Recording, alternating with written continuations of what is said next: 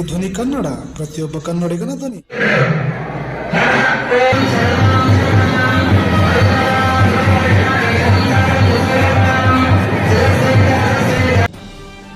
ಮೌನಯೋಗಿ ಚಿಕ್ಕೇನಕೊಪ್ಪದ ಶ್ರೀ ಚನ್ನವೀರ ಶರಣರ 29ನೇ ಪುಣ್ಯ ಸ್ಮರಣೋತ್ಸವ. ಎಲ್ಲಿ ನೋಡಿದರಲ್ಲಿ ಹಬ್ಬದ ವಾತಾವರಣ. ಪ್ರಮುಖ ಬೀದಿಗಳಲ್ಲಿ ವಿದ್ಯುತ್ ದೀಪಗಳ ಚಿತ್ತಾರ. ಮನೆ ಮನೆಗಳಲ್ಲಿ ಮೌನಯೋಗಿ ಚಿಕ್ಕೇನಕೊಪ್ಪದ ಶ್ರೀ ಚನ್ನವೀರ ಶರಣರ ಆರಾಧನೆ. ಸಾವಿರಾರು ಭಕ್ತರ ಸಮ್ಮುಖದಲ್ಲಿ ಅದ್ದೂರಿ ಜಾತ್ರಾ ಮಹೋತ್ಸವ ಕಾರ್ಯಕ್ರಮ ಜರುಗಿತು. ಹೌದು, ಈ ದೃಶ್ಯ ಕಂಡು ಬಂದಿದ್ದು ಗದಗ ತಾಲೂಕಿನ ಬಳಗಾನೂರು ಗ್ರಾಮದಲ್ಲಿ. ಹತ್ತಾರು ಮಹಾಸ್ವಾಮಿಗಳ ಸಮ್ಮುಖದಲ್ಲಿ 29ನೇ ಪುಣ್ಯ ಸ್ಮರಣೋತ್ಸವ ಕಾರ್ಯಕ್ರಮ ಶ್ರದ್ಧಾ ಭಕ್ತಿಯಿಂದ ಜರುಗಿತು. ಇದೇ ಕಾರ್ಯಕ್ರಮದಲ್ಲಿ 45 ಜೋಡಿ ಸಾಮೂಹಿಕ ವಿವಾಹಗಳು ಕೂಡ ಜರುಗಿದವು. ಕ್ಯಾಮರಾ ಪರ್ಸನ್ ಗಣೇಶ್ ಜೊತೆ ಶಶಿಧರ್ ಸಿರ್ಸಂಗಿ, ಪ್ರತಿಧ್ವನಿ ಕನ್ನಡ ಸುದ್ದಿವಾಹಿನಿ ಗದಗ. ಪ್ರತಿಕ್ಷಣದ ಅಪ್ಡೇಟ್ ಸುದ್ದಿಗಳಿಗಾಗಿ ನೋಡ್ತಾ ಇರಿ ಪ್ರತಿಧ್ವನಿ ಕನ್ನಡ ಸುದ್ದಿವಾಹಿನಿ ಕರ್ನಾಟಕ. ಸಬ್ಸ್ಕ್ರೈಬ್ ಮಾಡಿ, ಲೈಕ್ ಮಾಡಿ, ಕಮೆಂಟ್ ಮಾಡಿ, ಇತರರಿಗೂ ಶೇರ್ ಮಾಡಿ.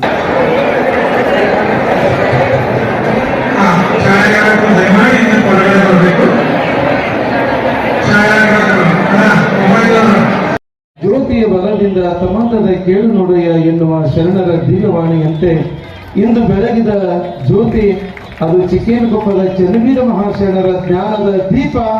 ಎಲ್ಲರ ಮನಗಳಲ್ಲಿ ಮನೆಗಳಲ್ಲಿ ಬೆಳಗುವ ದೀಪ ಇದು ಆಗಿರುವುದರಿಂದ ಅಂತಹ ಒಂದು ಹಾಗೂ ಮದುವೆಯ ಕಾರ್ಯಕ್ರಮ ಆನಂದಮಯವಾದಂಥ ಜೀವನವನ್ನು ಕಲಿತು ಗೃಹಸ್ಥ ಆಶ್ರಮ ಎಷ್ಟು ಶ್ರೇಷ್ಠ ಆಶ್ರಮ ಅಂತ ದೈವಿ ಸಂಬಂಧದ ಸ್ಥಾನದಲ್ಲಿ ಅಲಂಕರಿಸಿಕೊಂಡು ಆ ದೈವಿ ಶಕ್ತಿಯ ಪ್ರೇರಣೆಗೆ ಅನುಸಾರವಾಗಿ ಲೇಸನ್ನು ಬಯಸುವ ಅತ್ಯದ್ಭುತವಾದಂತಹ ಸೂಕ್ಷ್ಮ ಸರಳತೆಯ ಶಕ್ತಿಯ ಇನ್ನೊಂದು ಮುಖವಾಗಿ ಅಂದ್ರೆ ಶಬ್ದದ ಅರ್ಥ ಅಲ್ಲ, ಶಬ್ದದ ಅರ್ಥವನ್ನು ಅರ್ಥೈಸಿಕೊಳ್ಳಬೇಕಾದಂತಹ ಕೆಲಸವನ್ನು ಅದು ಮಾಡ್ತದೆ. ಅದಕ್ಕೆ ಇದು ಮೊದಲನೇದು ಅರ್ಥ ಮಾಡ್ಕೋಬೇಕು. ಎರಡನೇದು, ಈಗ ಸಂಗೀತವನ್ನು ಪ್ರವಚನದಿಂದ ಕೇಳ್ತಿರ್ತೀರಿ, ಸತ್ಯದ ಆವಿಷ್ಕಾರ ಸೂಕ್ಷ್ಮ ಶಕ್ತಿಯ ಲೀಲೆ ಅವತಾರಗಳನ್ನು ಸುತ್ತುವಂತ ಅದನ್ನ ತಾವು ಸೂಕ್ಷ್ಮವಾಗಿ ಅರ್ಥೈಸ್ಕೋಬೇಕು. ಅದಕ್ಕೆ ನಿಶಬ್ದ. ಎರಡನೇದೇನಂದ್ರೆ ಬರೀ ಕಿವಿಯಿಂದ ಕೇಳೋದು ಸತ್ಸಂಗ ಅಲ್ಲ, ಬಹಳ ಸತ್ಸಂಗಗಳನ್ನು ಕೇಳಿ ಯೋಗ್ಯತೆ ನಮ್ಮ ಇತ್ತು ಅಂತಂದ್ರೆ ಆ ಕ್ಷರಣ ಜೀವನ ಬದಲಾವಣೆ ಆಗ್ತದೆ. ಆ ಜೀವನ ಬದಲಾವಣೆ ಆಗುವಂತಹ ಸೂಕ್ಷ್ಮ ಶಕ್ತಿಯ ದೇಹವನ್ನ ಮನಸ್ಸನ್ನ ಅರ್ಥ ಮಾಡ್ಕೊಳ್ಳೋದೇ ಇರೋ ವ್ಯಕ್ತಿ ಬಹುಶಃ ಜಗತ್ತಿನೊಳಗೆ ಏನೂ ಅರ್ಥ ಮಾಡ್ಕೊಳಕ್ ಆಗುವುದಿಲ್ಲ. ಅಂತ ಬಹುಶಃ ಫ್ಯಾಕ್ಟರಿ ವಿಶ್ವದೊಳಗೆ ಎಲ್ಲೂ ಇಲ್ಲ. ಅಂತ ಅದ್ಭುತ ಲೀಲೆಯೊಳಗಿರ್ತಕ್ಕಂಥ ಸೂಕ್ಷ್ಮ ಶಕ್ತಿಯ ಅನಾವರಣ. ಇನ್ನು ವಿಶ್ವ ನೋಡಿದ್ರೆ ವಿಶ್ವದ ಹರಿಕಾರ ಶಕ್ತಿ, ಆ ಸ್ವರೂಪನಾದಂತ ಆ ಶಕ್ತಿಯ ಆಶ್ರಮದಿಂದಲೇ ಎಲ್ಲ ಬರ್ತಾರ ಅಂತ ನಾನು ನಿಮಗೆ ಹೇಳಿದೆ. ಅವರವರ ಕರ್ಮ ಧರ್ಮದ ಅನುಸಾರವಾಗಿ ಅವರವ್ರ ಮುಖಾಂತರ ಮಹಾನ್ ಶಕ್ತಿಯವರ ವ್ಯಕ್ತಿಗಳನ್ನು ಇರ್ತಾರೆ. ಹಂಗಾದ್ರೆ ಜೀವನ ಅಂದ್ರೆ ಏನು ಅಂತ ಅನ್ನೋದನ್ನ ನೀವು ಒಂದು ಪ್ರಶ್ನೆ ಹಾಕೊಂಡಾಗ ಇಲ್ಲ ಅರ್ಥೈಸಿಕೊಂಡಾಗ ಸಹಜವಾಗಿರ್ತಕ್ಕಂಥ ಅದಕ್ಕೆ ಅಂತ ದಿವ್ಯವಾದ ಅವರು ಸೇವಾ ಮಾಡಿದವರು. ನಾವು ಬೆಳಗಾವಿ ಶರಣರು ಇಬ್ರು ಸೇವಾ ಮಾಡಿದವರು. ಅವರಿಗೆ ಚಹಾ ಮಾಡಿಕೊಟ್ಟಿವಿ, ಅವರಿಗೆ ಕಾಚು ಮರಿ ಮಾಡಿಕೊಟ್ಟಿವಿ, ಅವ್ರನ್ನ ಸ್ನಾನ ಮಾಡಿಸಿವಿ, ಅವ್ರ ಖುಷಿಯಿಂದ ಇರುವಾಗ ಚಲೋ ಮಾತುಗಳನ್ನ ಕೇಳಿವಿ, ಅವ್ರ ಸಿಟ್ಟಿನಾಗ ಜಬರಿಸುವಾಗ ಓಡಿ ಹೋಗಿವಿ. ಅವ್ರು ಉಗ್ರಾದ್ರು ನಿಂದಿರ್ತಿದ್ದೆ. ಈಗ ನಾವು ಕೊಪ್ಪಳ ಮಠದಾಗ ಇವರು ನಾವು ಈಗಿರೋ ಕೊಪ್ಪಳ ಸ್ವಾಮಿಗಳು 3 ಮಂದಿ ಕೊಪ್ಪಳ ಸ್ವಾಮಿಗಳ ಕಡೆಗೆ ಅಭ್ಯಾಸ ಮಾಡ್ತಿದ್ವಿ ನಾವು. ಕೂಡ ಬಹಳ ಸಂತೋಷ. ಅವ್ರು ಏನ್ ಮಾಡಿದ್ರು, ಲಿಂಗೈಕ್ಯ ಚನ್ನವೀರ ಶರಣರು ಏನ್ ಮಾಡಿದ್ರು, ಅವ್ರು ಏನ್ ಮಾಡಿದ್ರು ಅಂದ್ರೆ ಭಕ್ತರನ್ನ ಕಟ್ಟಿದ್ರು, ಜನರನ್ನ ಒಂದು ಕಡೆಗೆ ಕಟ್ಟಿ ಹಾಕುವ ಪ್ರಯತ್ನವನ್ನ ಮಾಡಿದ್ರು. ಇವ್ರು ಏನ್ ಮಾಡಿದ್ರು, ಈಗಿರೋ ಶರಣರು ಯಾವ ಜನರನ್ನ ಕಟ್ಟ್ಯಾರಲ್ಲ ಆ ಜನರ ಮಕ್ಕಳಿಗಾಗಿ ಶಿಕ್ಷಣ ಸಂಸ್ಥೆಯನ್ನ ಕಟ್ಟಿದ್ರು. ಇದು ಬಹಳ ಮಹತ್ವದ ಐತಿ, ಇದು ಬಹಳ ಮಹತ್ವ. ಅವರು ಜನರನ್ನ ಕಟ್ಟಿದ್ರು, ಆ ಜನರ ಮಕ್ಕಳಿಗಾಗಿ ಇವರು ಶಿಕ್ಷಣ ಸಂಸ್ಥೆಯನ್ನ ಕಟ್ಟಿದ್ರು. ಇಲ್ಲಿ ಏನೂ ಇರಲಿಲ್ಲ. ಚಿಕ್ಕೇನಕೊಪ್ಪದ ಚನ್ನವೀರ ಶರಣರ ಕಾಲಕ್ಕೆ ಇಲ್ಲಿ ಏನೂ ಇರಲಿಲ್ಲ. ಇದು ಬಹಳಷ್ಟು ಭೂಮಿ, ಬಹಳಷ್ಟು ಕಡೆಗೆ ಸಂಸ್ಥೆಗಳನ್ನ ಕಟ್ಟುವ ಕೆಲಸವನ್ನ. ಅಕ್ಕ ಮಹಾದೇವಿದ ಒಂದು ವಚನ ಐತಿ, ನಿಮ್ಮ ಮುಡಿಗೆ ಹೂವ ತರುವೆನಲ್ಲದೆ ಹುಲ್ಲ ತಾರೆನು ಒಂದು ಅಕ್ಕ ಮಹಾದೇವಿ ವಚನ ಇದೆ. ನಿಮ್ಮ ಮುಡಿಗೆ ಹೂವ ತರುವೆನಲ್ಲದೆ ಹುಲ್ಲ ದಾರೆನು ಅಂತೇಳಿ. ಮದುವೆ ಆಗು ಹೆಣ್ಣು ಹುಡುಗರು ತವ್ರ ಮನೆಗೆ ಹೇಳ್ಬೇಕು, ನಿಮ್ಮ ಮುಡಿಗೆ ಹೂವ ತರುವೆನಲ್ಲದೆ ಹುಲ್ಲ ದಾರೆನು ಅಂತ ಹೇಳ್ಬೇಕು. ನೀವು ಗಂಡನ ಮನೆಗಿಂದ ಏನ್ ತಗೊಂಡ್ಬರ್ತೀನಿ? ಹೂವು ತರ್ತೀನಿ ಅಂದ್ರೆ ಕೀರ್ತಿಯನ್ನ ತಗೊಂಡು ಬರ್ತೀನಿ ಅಂತ ಅನ್ಬೇಕು. ಅವ್ವ ಹೇಳಿದ್ನಂತ, ಅವ್ವ ಮಗಳಿಗೆ ಮದುವೆ ಮಾಡಿ ಮುಡಿ ಹಾಕಿ ಗಂಡನ ಮನೆಗೆ ಕಳಿಸೋ ಮುಂದೆ, ನೋಡು ಗಂಡನ ಮನೆಗೆ ಹೊಂಟಿವಿ, ಅಲ್ಲಿ ನಾನಾ ತರ ಬಂದಿರ್ತಾರ, ನೀ ಹೆಸರು ತಗೊಂಡ್ಬರ್ಬೇಕಂತ. ಹೆಸರು ತಗೊಂಡ್ಬರ್ಬೇಕು.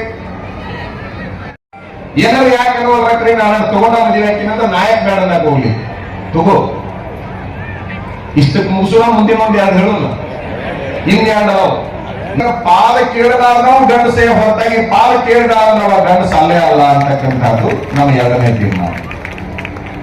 ಕೇಳ್ದ, ನೀನು ಒಂದು ಹೆಣ್ಣಿನ ಕೈಯನ್ನ ಹಿಡಿದು ಆ ಹೆಣ್ಣಿನ ಹೊಟ್ಟೆಯನ್ನ, ನಿನ್ನ ಹೊಟ್ಟೆಯನ್ನ ತುಂಬಿಸಿಕೊಳ್ಳಿಕ್ಕೆ ಹಿರಿಯರ ಪಾಲನ್ನ ಕೇಳ್ತೀನಿ ನೀನು ಅಂತಂದ್ರೆ, ಯಾರೋ ಮಾಡಿಟ್ಟ ಆಸ್ತಿಯನ್ನ ನೀ ಕೇಳ್ತಿ ಅಂದ್ರೆ ನೀ ಗಂಡಸಲ್ಲ, ಬದುಕಾಗುದಿಲ್ಲೇನು? ಎರಡು ಹೊಟ್ಟೆಯನ್ನು ತುಂಬಿಸಲಾಕ ಆಗಲಾರದಷ್ಟು ಹೇಳಿ ನೀನದ್ಯಾ ಅನ್ನೋ ಪ್ರಶ್ನೆ ನಂದು. ಅದಕ್ಕೆ ತಂದೆ ತಾಯಿಗಳ ಆಸ್ತಿ ಏನೈತಿ, ಎಲ್ಲಿ ಹೋಗಕ್ಕದು?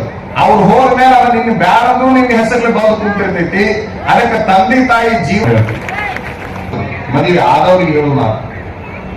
ಮೂರನೇದು ಯಾವುದು ಅಂದ್ರೆ, ಊಟಕ್ಕೆ ಹೋಗಿ ಕುಂದಿರ್ತಾರಲ್ಲ, ನಾ ಗಂಡಸು ಅಂತೇಳಿ ಊಟಕ್ಕೆ ಹೋಗಿ ಕುಂದಿರ್ತಾರಲ್ಲ, ಆ ಕುಳಿತಂತ ಸಂದರ್ಭದಲ್ಲಿ ತಟ್ಟಿ ಒಳಗೆ ಏನೇನಾದ್ರು ತಂದು ಹಾಕ್ತಾರ ನೋಡ್ರಿ, ನೀಡ್ತಾರಲ್ಲ, ಚಪಾತಿನೋ ರೊಟ್ಟಿನೋ ಅನ್ನನೋ ಏನೋ ನೀಡ್ತಾರಲ್ಲ, ಆ ನೀರಿನ ಕೂಡಲೇ ಬಾಯಾಗ ಹಾಕೋಬಾರ್ದು, ಅದನ್ನ ತಿನ್ನಬಾರದು. ನಿಜವಾದ ಗಂಡಸಾಗಿರ್ತಕ್ಕಂಥವ, ನಿಜವಾದ ಗಂಡಸಾಗಿರ್ತಕ್ಕಂಥವ ಆ ತುತ್ತನ್ನ ಹಿಂಗೊಂದ್ಸಾರಿ ಪ್ರಶ್ನೆ ಮಾಡ್ಬೇಕು, ಕೈಯಾಗಿ ಹಿಡ್ಕೋಬೇಕನ್ನ. ರೊಟ್ಟಿ ಚಪಾತಿ ಏನ್ ನೀಡ್ಯಾರಲ್ಲ ತಾಟ್ನೊಳಗ, ಅದನ್ನ ಕೈಯಾಗಿ ಹಿಡ್ಕೊಂಡು ಆ ತುತ್ತಿಗೆ ಕೇಳ್ಬೇಕು, ನಾ ದುಡಿದ ಮೇಲೆ ನನ್ನ ಕೈಯಾಗಿ ಬಂದೀವೋ, ಯಾರ ದುಡಿದ ಮೇಲೆ ಬಂದೀವೋ ಅಂತ ಆ ತುತ್ತಿಗೆ ಕೇಳ್ಬೇಕು. ಆ ತುತ್ತು ನೀರ್ ದುಡಿದ ಮೇಲೆ ನಿನ್ನ ಕೈಯಾಗಿ ಬಂದಿನ ಮಾತ್ರ ಬಾಯಾಗಿ ಹಾಕೊಳ್ಳೋ ಗಂಡಸೇ ಹೊರತಾಗಿ ಉಳಿದವ್ರ ಗಂಡಸರಲ್ಲ. ನಾ ಎಂದೂ ಕೂಡ ಹರವೆ ಉಣ್ಣು ಕೆಲಸ ಮಾಡಿಲ್ಲ. ನಾವು ಸದಾಕಾಲ ದುಡಿಯುವ ಸ್ವಾಮಿ. ಸಮಾಧಾನ ಕುಂತರು ಸ್ವಾಮಿಗಳು ಹಾಕಿವಿ, ಹೊಲದಾಗ ನಿಂತ ರೈತರು ಹಾಕಿವಿ, ದನದ ಮರ ನಿಂತ ದನ ಕಾಯೋರು ಹಾಕಿವಿ. ನಾವು ಇಂಥ ಕೆಲಸ ಮಾಡಂಗಿಲ್ಲ ಅಂತಲ್ಲ, ನಾವು ಎಲ್ಲಾ ಕೆಲಸಗಳನ್ನೂ ಮಾಡ್ತೀವಿ. ನಮಗ ಮನಸ್ಸಿನ ಸಮಾಧಾನಕ್ಕಾಗಿ ದುಡಿತೀವಿ. ನಾವು ಯಾವನಾರು ದುಡಿ ಅನ್ನೋ ಸಲುವಾಗಿ ಅಲ್ಲ. ಗಂಡಸಾಗಿರ್ತಕ್ಕಂಥ ತನ್ನ ಮನಸ್ಸಿನ ಸಲುವಾಗಿ, ಸಮಾಧಾನದ ಸಲುವಾಗಿ ದುಡಿಬೇಕು. ಶರಣರ ಸಿದ್ಧಾಂತ ಯಾವುದು ಅಂದ್ರೆ, ಶರಣರೆಲ್ಲ ಮದುವೆ ಆಗಿದ್ರಂತ ಗುರುಗಳು ಹೇಳಿದ್ರು.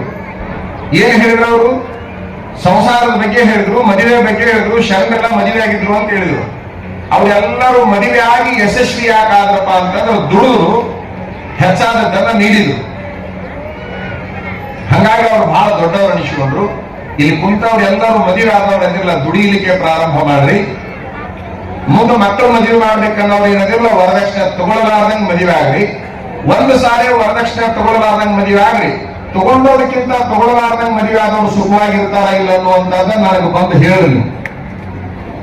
ಅದಕ್ಕೆ ಮದುವೆ ಅನ್ನೋದಿಲ್ಲ, ಎರಡು ಜೀವಗಳನ್ನ ಒಂದು ಕಡೆಗೆ ಸೇರಿಸುವಂತಹದ್ದಕ್ಕೆ ಮದುವೆ ಅಂತಾರ. ಅಂತಹ ಎರಡೆರಡು ಜೀವಗಳನ್ನ ವರ್ಷವೂ ಕೂಡ ಶರಣರು ಕೂಡಿಸ್ತಾ ಬಂದಿದ್ದಾರೆ. ದೇಹಗಳು ಕೂಡಿದ್ರೆ ಆಗಲು ಬಿಡ್ತಾವ, ಯಾವಾಗ ಆಗಲ್ತಾವ ಗೊತ್ತಾಗುವುದಿಲ್ಲ. ಈಗ ಯಾವಾದ್ರೂ ಕೋರ್ಟ್ಗಳ ಗಂಡ ಹೆಂಡತಿ ಹೋಗ್ಯಾವಪ್ಪ ಅಂತಂದ್ರೆ ಅವು ಎರಡು ದೇಹ ಕೂಡಿದ್ದು ಅಂತ. ಡಿವೋರ್ಸಿಗೆ ಅಪ್ಲೈ ಮಾಡ್ಯಾರ ಅಂತಂದ್ರ ಗಂಡನರ ಕೋರ್ಟ್ಗೆ ಹೋಗ್ಲಿ, ಹೆಂಡತರ ಕೋರ್ಟ್ಗೆ ಹೋಗ್ಲಿ, ನಾವು ಬಾಳೆ ಮಾಡಕ್ ಬಂದ್ವಿ, ನಮ್ಮಲ್ಲಿಬ್ಬರನ್ನು ಅಗಲಸ್ರಿ ಅಂತ ಕೋರ್ಟ್ಗೆ ಹೋಗ್ಯಾರ ಅಂದ್ರ ಅವು ಎರಡು ದೇಹಗಳು ಕೂಡಿದ್ವೆ ಹೊರತಾಗಿ ಎರಡು ಮನಸ್ಸುಗಳು ಒಂದು ಕಡೆಗೆ ಕೂಡಿದ್ದಿಲ್ಲ ಅಂತ ಅರ್ಥ. ಎರಡು ಮನಸ್ಸು ಒಂದು ಕಡೆಗೆ ಕೂಡಿ ಬಿಟ್ರೆ ಕೋರ್ಟ್ನಿಂದ ಅಲ್ಲ, ಬ್ರಹ್ಮನಿಂದನೂ ಕೂಡ ಅಗಲಿಸಲಿಕ್ಕೆ ಬರುವುದಿಲ್ಲ. ಅದು ನಿಜವಾದ ಸಂಸಾರ. ಯಾವುದಕ್ಕೆ ಸಂಸಾರ ಅಂದ್ರು ಶರಣರು ಅಂತಂದ್ರೆ, ಎರಡು ಜೀವಗಳನ್ನು ಒಂದು ಕಡೆಗೆ ಸೇರಿಸೋದೈತಲ್ಲ ಅದು ಸಂಸಾರ ಅಂತ ಅವ್ರು ಕರೆದು. ಈ ಮದುವೆ ಅಂತ ಏನು ನೀವೆಲ್ಲ ಬಹಳ ಜನ ಆದವರದಿರಲ್ಲ, ನಿಮ್ಮನ್ನು ಬಹಳ ಮಂದಿ ಎನಿಸಿ ಒಬ್ಬೊಬ್ಬರನ್ನ ನಿಲ್ಲಿಸಿ ಮದುವೆ ಅಂದ್ರೆ ಏನು ಅಂತ ಕೇಳಿದ್ರೆ ನಮ್ಗೆ ಏನ್ ಗೊತ್ತಿಲ್ಲ ಬಿಡ್ರಿ, ಮಾಡಿದ್ರು ಆಗಿರಿ ಅಂತ 3 ಅಕ್ಷರ ಅದಾವ. ಆ ಶಬ್ದದಲ್ಲಿ 3 ಅಕ್ಷರ ಅವ, ಮ ದು ವೇ ಅಂತ ಹೇಳಿ. ಯಾರು ಮದುವೆ ಆಗ್ಬೇಕು, ಯಾರು ಮದುವೆ ಆಗ್ಬೇಕು ಅಂತಂದ್ರೆ ಈ 3 ಅಕ್ಷರಗಳಿಗೆ ಯಾರು ಫಿಟ್ ಅದಾರಲ್ಲ, ಅರ್ಹರದಾರಲ್ಲ, ಅವ್ರು ಮದುವೆ ಆಗ್ಬೇಕು. ಏನೋ 3? ಮೊದಲನೇ ಅಕ್ಷರ ಮ ಅಂತ ಐತಿ. ಮ ಅಂದ್ರೆ ಏನು? ಮೊದಲನೇ ಅಕ್ಷರದ ಅರ್ಥ ಏನು? ಮ ಅಂದ್ರೆ ಏನು? ಮದುವೆ ಶಬ್ದದ ಮೊದಲನೇ ಅಕ್ಷರ. ಮಮಕಾರದ ಅರ್ಥ ಯಾವುದು ಅಂತಂದ್ರೆ ನಾನದು ನಾನದು ನಾನದು ಅಂತ. ಮದುವೆ ಆಗುವ ಹುಡುಗನಿಗೆ, ಮದುವೆ ಆಗುವ ಹುಡುಗಿಗೆ ಏನಿರ್ಬೇಕು ಮೊದಲನೇದಾಗಿ ಅಂತಂದ್ರೆ ಎಲ್ಲದೂ ನಾನದು ಅನ್ನುವಂತ ಭಾವ ಇರ್ಬೇಕು, ಮನಸ್ಸಿರ್ಬೇಕು. ಮನಿ ನಂದು, ಹೊಲ ನಂದು, ಬಾಳೆ ನಂದು, ಅವ್ವ ನಂದು, ಅಪ್ಪ ನಂದು. ಮದುವೆಗಿಂತ ಮೊದಲ ಹುಡುಗನಾರ ಹುಡುಗಿನಾರ ಕೇಳ್ರಿ, ಅವ ಯಾವಾಗಲೂ ಏನ್ ಹೇಳ್ತಿರ್ತಾನ, ಆ ಹುಡುಗಿ ಏನ್ ಹೇಳ್ತಿರ್ತಾನ ಅಂತಂದ್ರೆ ನಮ್ಮ ಅವ್ವನ್ ಕೇಳ್ರಿ, ನಮ್ಮ ಅಪ್ಪನ ಕೇಳ್ರಿ ಅಂತಿರ್ತಾರ ಅವ್ರು. ಅಂದ್ರೆ ಇನ್ನೂ ನಂದು ಅನ್ನೋದು ಬಂದಿಲ್ಲ ಅವಕ್ಕಂತ ನೋಡ್ಕೊಳಕತ್ತೀನಿ ಅಂತ. ಅಂದ್ರೆ ನನ್ನದು ಅನ್ನೋದು ಬಂತು ಅಂತಾನೆ. ಮ ಅಂದ್ರೆ ಮಮಕಾರ, ಮಮಕಾರ ಅಂದ್ರೆ ನಾನದು ಅಂತ. ಎರಡನೇ ಅಕ್ಷರ ಯಾವುದು? ದು ಅಂತ. ದು ಅಂದ್ರೆ ದುಡಿಮೆ. ಬರೇ ನಂದು ನಂದು ನಂದು ಅನ್ಕೊಂತ ಕುಂತ್ರ ಸಂಸಾರ ಆಗೋದಿಲ್ಲ, ದುಡಿದ್ರೆ ಸಂಸಾರ ಆಕೈತಿ. ಎರಡನೇ ಅಕ್ಷರ ದು ಅಂದ್ರೆ ದುಡಿಮೆ. ದುಡಿದ್ರೆ ಸಂಸಾರ ಆಕತೆ ಹೊರತಾಗಿ ಬರೀ ನಂದು ನಂದು ಅನ್ಕೊಂಡು ಮನ ಕುಂತ್ರ ಜೀವನ ಆಗತ್ತೇನು? ಮದುವೆ ಆಗತ್ತೇನು? ಆಗುದಿಲ್ಲ. ಮದುವೆ ಆದವರು ಸದಾ ಕಾಲ ದುಡಿತಾನೇ ಇರ್ಬೇಕು. ದುಡಿತಾ ಇರುವಂತವ್ರು ಮಾತ್ರ ಮದುವೆ ಆಗಿ ಆರಾಮ ಇರ್ತಾರೆ. ಸುಮ್ಮನೆ ತಿನ್ನೋದು ಕುಂದ್ರೋದು ಮಾಡೋರಿಗೊಂದು ವಚನ ಹೇಳ್ತಾನೆ, ಖಂಡಿಸದೆ ಕರಣವನ್ನು, ದಂಡಿಸದೆ ದೇಹವನ್ನು, ಉಂಡುಂಡು ಸ್ವರ್ಗವನ್ನು ಐದಲಿಕ್ಕೆ ಅದನ್ನೇನು ರಂಡೆಯಾಳುವರೇ ಸರ್ವಜ್ಞ. ಎಷ್ಟು ಕಠೋರವಾದ ಮಾತುಗಳು. ಹರಾಮಿ ತಿಂದು ಕುಂದ್ರವ್ರಿಗೆ ಹೇಳಿದ ಮಾತಿದು ಸರ್ವಜ್ಞನ ಮಾತು. ಹರಾಮಿ ತಿನ್ಬಾರದು. ಮದುವೆ ಆದ ಗಂಡಸು ಸದಾ ಕಾಲ ದುಡಿತಾ ಇರಬೇಕು, ಅವ ಆರಾಮಾಗಿರ್ಬೇಕಾಗಿತ್ತು ಅಂತಂದ್ರೆ. ಸಂಪತ್ತು ಬೇಕಾದಷ್ಟು ಇರುವುದಾಗ ಸಂಪತ್ತಿನ ಸಲುವಾಗಿ ದುಡಿಬೇಕಂತ ಇಲ್ಲ. ಆಯುಷ್ಯ, ಆರೋಗ್ಯ, ಆನಂದವನ್ನ ಹೆಚ್ಚು ಮಾಡಿಕೊಳ್ಳುವ ಸಲುವಾಗಿ ಗಂಡಸರಾಗಿರ್ತಕ್ಕಂಥವ್ರು ದುಡಿತಾನೆ ಇರಬೇಕು. ಓಡಲಾರದ ಕುದುರೆ ಹೇರಿಯಾಗಿ ಹೋಗುತ್ತದೆ. ಕುದುರೆ ಬಹಳ ಚಲೋ ಐತೆ ಅಂತ ಹೇಳಿ ಅದು ಓಡಿಸಲಾರ್ದಂಗೆ ಬಿಟ್ಟು ಬಿಟ್ರೆ ಅದು ಕುದುರೆಯಾಗಿರೋದಿಲ್ಲ, ಕಾಟ್ಯಾಗಿ ಹೋಗ್ಬಿಡ್ತೈತಿ. ಹಂಗ ದುಡಿಯಲಾರದ ಗಂಡಸು ಕುದುರೆ ಹಂಗಿದ್ರು ಕೂಡ ದುಡಿಲಾರದ ಕಾಟ್ಯ ಆಗ್ತಾನ. ದುಡಿತಾನೆ ಇರ್ಬೇಕು. ದು ಅಂದ್ರೆ ದುಡಿಮೆ. ಮುಂದೆ ಮೂರನೇ ಅಕ್ಷರ ವೇ. ವೇ ಅಂದ್ರೆ ವ್ಯವಹಾರ. ನನ್ನದನ್ನು ಗುಣ ಇರ್ಬೇಕು ಮದುವೆ ಆಗೋರಿಗೆ. ಎರಡನೇದಾಗಿ ದುಡಿತಾ ಇರ್ಬೇಕು.